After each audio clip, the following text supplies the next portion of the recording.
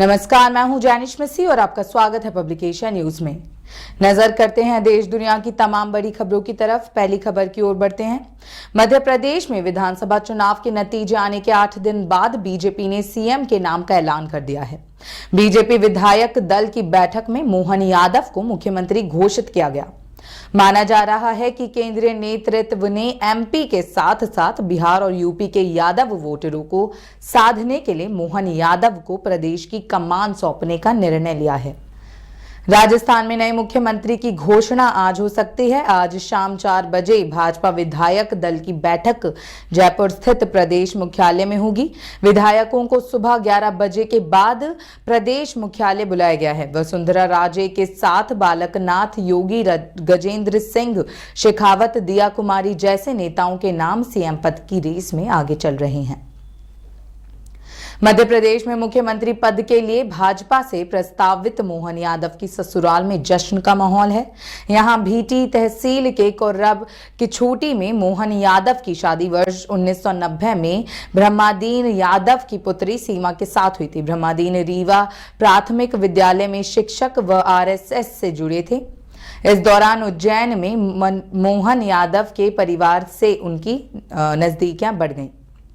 कांग्रेस सांसद धीरज साहू के ठिकानों पर ओडिशा में सोमवार को भी आयकर विभाग की टीम ने छापेमारी की। इस दौरान सांसद के ठिकानों से आयकर विभाग को अहम सुराग मिले हैं। सबसे बड़ी नकदी जब्ती के मामले में विभाग को हवाला ऑपरेटरों और शेल कंपनियों की भूमिका का संदेह लगने लगा है। ऐसे में साहू की और भी मुश्किलें बढ़ सकती हैं। कांग्रेस सांसद धीरज साहू के परिवार के स्वामित्व वाली शराब कंपनी के खिलाफ आयकर विभाग की छापेमारी जारी है। आज रेड का 7वां दिन है। अभी तक 353 करोड़ रुपए से ज्यादा का कैश बरामद हो चुका है। आईटी की छापेमारी कई ठिकानों पर हो रही है। गैंगस्टर अमन सिंह की हत्या के मामले में पुलिस लगातार कार्यवाही कर रही है। ऐसे में कई सारे खुलासे हो रहे हैं। इसी बीच पुलिस की पूछताछ में एक और चौंकाने वाला खुलासा सामने आया है।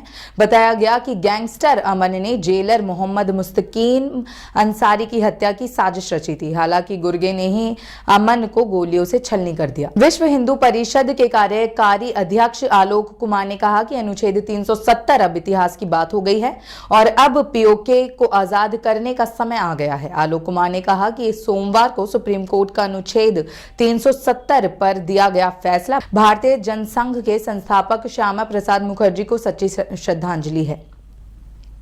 सुप्रीम कोर्ट ने सोमवार को पूर्ववर्ती राज्य जम्मू कश्मीर को विशेष दर्जा देने वाले संविधान के अनुच्छेद 370 को रद्द करने के 2019 के फैसले को सर्वसम्मति से बरकरार रखा।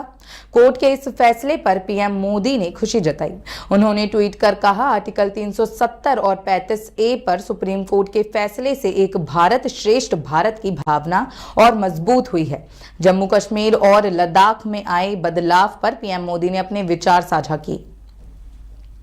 केरल के राज्यपाल आरिफ मोहम्मद खान को काले झंडे दिखाने के आरोप में केरल पुलिस ने एसएफआई के 20 कार्यकर्ताओं को गिरफ्तार किया था। रविवार को राज्यपाल भारतीय उद्योग परिसंघ द्वारा आयोजित कार्यक्रम में शामिल होने जा रहे थे। तभी एसएफआई के कार्यकर्ताओं ने उन्हें काला झंडा दिखाया। हालांकि बाद में सभी कार्यकर्ताओं को रिहा कर दिया गया।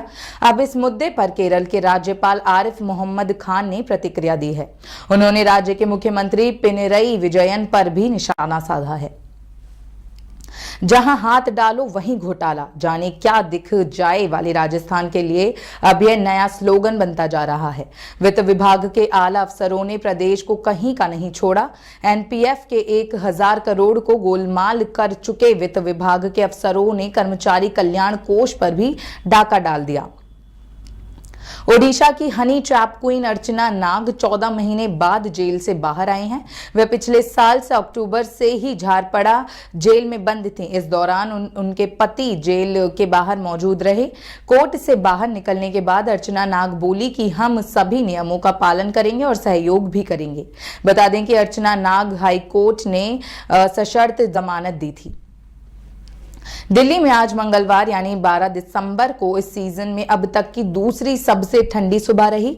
मंगलवार सुबह हल्के कोहरे के बीच चल रही ठंडी हवाओं की वजह से न्यूनतम तापमान सामान्य से 3 डिग्री सेल्सियस कम रहा। दिल्ली में न्यूनतम तापमान 6.8 डिग्री सेल्सियस दर्ज किया गया है। वहीं दिल्ली में हवा की गुणवत्ता अभी भी बेहद खराब श्रेणी में बनी हुई है।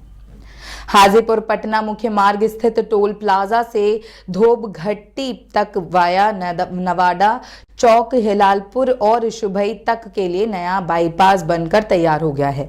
हाजीपुर विधानसभा अंतर्गत पथ निर्माण विभाग की 19 करोड़ 39 लाख की राशि से नए बाईपास से हाजीपुर और पटना से महनार और हाजीपुर पटना से मुजफ्फरपुर जाने वाले लोगों के लिए यह बाईपास काफी सुविधाजनक होगा। पूर्व राष्ट्रपति प्रणब मुखर्जी की बेटी शर्मिष्ठा मुखर्जी ने बताया कि उनके पिता कहा करते थे कि पूर्व प्रधानमंत्री इंदिरा गांधी के नेतृत्व वाली केंद्र सरकार में उनका कार्यकाल उनके राजनीतिक जीवन का स्वर्णिम दौर था। शर्मिष्ठा ने साथ ही कहा कि उनके पिता को लगता था कि किसी के आगे न झुकने के रवैये के कारण उन्हें पूर्व प्रधानमंत्री राजीव गांधी के मंत्रिमंडल में शामिल नहीं किया गया था। जलवायु परिवर्तन के युग में कार्बन उत्सर्जन में कटौती ही सबसे जरूरी उपाय है, जिसके लिए अदानी समूह पूरी तरह प्रतिबद्ध है। अदानी ग्रुप के चेयरमैन गौतम अदानी ने मंगलवार को कहा कि समूह वर्ष 2030 तक 45 गीगावाट रिन्यूएबल एनर्जी हासिल को लेकर प्रतिबद्ध है, जिसकी मदद से वार्षिक उत्सर्जन में 8 करोड़ टन CO2 के बराबर कटौती करने में मदद मिलेगी। चंडीगढ़ में हाई कोर्ट की इमारत पर बढ़ते स्टाफ व दस्तावेजों के बोझ को आपातकाल जैसी स्थिति बताते हुए की गई टिप्पणी के बाद अब अतिरिक्त भवन के लिए भूमि की पहचान में देरी पर हाई कोर्ट ने कड़ा रुख अपनाते हुए अगली सुनवाई पर गृह सचिव को अदालत में खुद हाजिर रहने का आदेश दिया है। बॉलीवुड अभिनेता शाहरुख खान फिल्म डंकी की रिलीज से पहले वैष्णो देवी के दर्शन करने कटरा पहुंचे। अभिनेता का वीडियो सोशल मीडिया पर सामने आया है, जिसमें उन्हें अपने मैनेजर और बॉडीगार्ड्स के साथ देखा गया। शाहरुख अपनी फिल्मों जवान और पठान की रिलीज से पहले भी वैष्णो देवी गए थे। बिग बॉस के इस सीजन में विक्की जैन और अंकिता लोखंडे के बीच जमकर झगड़े होते देखने को मिले। सोशल मीडिया पर अक्सर लवी डवी फोटोज शेयर करने वाले इस कपल के रिलेशन की परतें बिग बॉस 17 में आकर खुली हैं। हालांकि फैंस को इनके बीच प्यार भी देखने को मिला, लेकिन कपल के झगड़ों ने उनकी नाक में दम कर दिया है। इस बीच शो का नया प्रोमो सामने आया है, जिसमें अंकिता को रोता देख यूजर्स बौखला गए हैं। 25 दिसंबर का त्योहार दुनिया भर में मनाया जाता है। ग्लोबल आइकन प्रियंका चोपड़ा ने भी इसकी एक झलक साझा की है। ऐसे में एक्ट्रेस ने 15 दिन पहले से भी क्रिसमस सेलिब्रेशन की तैयारियों में लग गई हैं। देसी गर्ल ने अपने घर को बड़ी ही खूबसूरती से सजाया है। सिद्धार्थ शुक्ला अपने दमदार अंदाज और स्ट्रेट फॉरवर्ड एटीट्यूड के लिए जाने जाते थे। 2 साल पहले एक्टर ने भले ही दुनिया को अलविदा कह दिया, लेकिन उनका स्टारडम कायम है। टीवी से लेकर फिल्मों में अपनी अलग छाप छोड़ने वाले एक्टर सिद्धार्थ शुक्ला ने रियलिटी शोज और OTT पर भी अलग पहचान बनाई। मॉडलिंग से करियर की शुरुआत करके टीवी इंडस्ट्री के सबसे चर्चित एक्टर रहे सिद्धार्थ शुक्ला की आज जयंती है। 12 दिसंबर को सिद्धार्थ शुक्ला के फैंस उन्हें फिर याद कर रहे हैं। रजनीकांत साउथ इंडस्ट्री के सुपरस्टार में से एक हैं। 12 दिसंबर को रजनीकांत अपना 73वां बर्थडे मनाने जा रहे हैं। सुपरस्टार रजनीकांत की फैन फॉलोइंग दुनिया भर में है। रजनीकांत ने अपने करियर में एक से बढ़कर एक हिट फिल्म दी है, जिनका बोलबाला आज भी है। फिल्म में आने से पहले एक्टर कूली और कंडक्टर का काम कर चुके हैं। बॉलीवुड एक्ट्रेस अनुष्का शर्मा और क्रिकेटर विराट कोहली की जोड़ी लोगों की पसंदीदा है। दोनों की जोड़ी पर फैंस खूब प्यार लुटाते हैं। दोनों की इस हिट जोड़ी ने 11 दिसंबर को शादी की सालगिरह सेलिब्रेट की। दोनों की शादी को 6 साल पूरे हो चुके हैं। अनुष्का शर्मा और विराट कोहली के इस सेलिब्रेशन की तस्वीरें भी अब सामने आ गई हैं। एक्ट्रेस ने अपने सोशल मीडिया हैंडल पर ये तस्वीरें पोस्ट की हैं। ये तस्वीरें सामने आते ही वायरल होने लगी हैं। 12 दिसंबर 1981 में चंडीगढ़ में जन्मे टीम इंडिया के स्टार ऑलराउंडर युवराज सिंह आज पूरे 42 साल के हो गए हैं। टीम इंडिया के इस ऑलराउंडर ने टीम को 2 वर्ल्ड कप जिताने में अपना सहयोग दिया है। युवराज ने एक ओवर में T20 वर्ल्ड कप के दौरान अंग्रेजी बल्लेबाज को 6 छक्के जड़े थे और एक शानदार रिकॉर्ड अपने नाम किया था।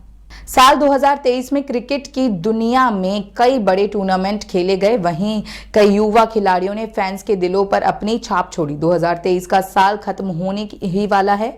इसी बीच गूगल ने हर साल की तरह इस साल का भी गूगल ट्रेंड यानी 2023 में सबसे ज्यादा सर्च किए जाने वाली चीजों की लिस्ट जारी कर दी है।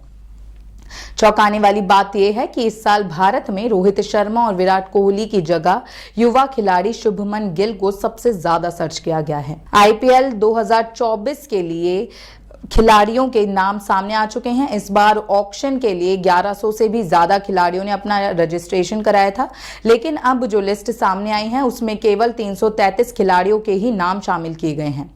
यानी जिन खिलाड़ियों का नाम इसमें शामिल नहीं किया गया वो ऑक्शन में शामिल नहीं हो पाएंगे। इस बीच जिन 333 खिलाड़ियों के नाम लिस्ट में हैं उसमें से ज्यादा 77 खिलाड़ी ही बिक पाएंगे, क्योंकि सभी 10 टीमों के पास कुल मिलाकर इतने ही स्लॉट बचे हुए हैं। गकेबरा के सेंट जॉर्ज पार्क में आज भारत और साउथ अफ्रीका की टीमें आमने सामने होंगी। यहां T20 सीरीज का दूसरा मैच खेला जाएगा। वहीं आईपीएल ऑक्शन 2024 का आयोजन 19 दिसंबर को दुबई में होना है। इस ऑक्शन के लिए खिलाड़ियों की लिस्ट जारी कर दी गई है। आईपीएल ने इस बार ऑक्शन के लिए 333 खिलाड़ियों को सिलेक्ट किया है।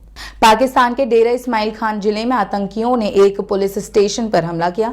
अधिकारियों ने बताया कि आतंकवादियों ने मंगलवार को उत्तर पश्चिम पाकिस्तान के इस्माइल खान जिले में मौजूद एक पुलिस स्टेशन पर हमला किया, जिसमें 4 सुरक्षा अधिकारियों की मौत हो गई और कई अन्य घायल हो गए। इस हमले की जिम्मेदारी पाकिस्तानी तालिबान ग्रुप के तहरीक-ए-जिहाद ने ली है।